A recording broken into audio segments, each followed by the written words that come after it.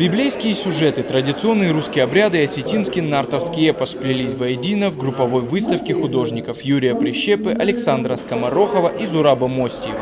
Друзья по жизни и творчеству все трое – яркие представители осетинского современного искусства. Единой концепции в экспозиции нет, каждый представил работы, близкие ему по духу.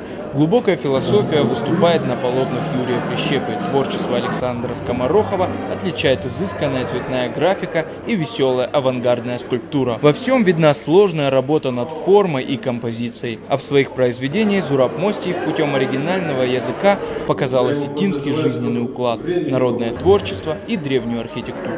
Быт Осетии вот это пропадает. И вот хочу вот моментами, кусками вот где-то фиксировать. Особенно вот в городах уже многие вещи не знают. Я сам как бы сельский и знаю какие-то вещи. И вот как-то стараюсь на холстах тоже показывать, что уходит уже. Какой-то быт уходит, не знаю. Разные по темпераменту и творческому языку художники удивительно дополняют и обогащают друг друга, а выставка создает ощущение праздника и новых открытий. Артем Балатаев, Елена Гаглоева, Евгений Маркин, Осетия ТВ.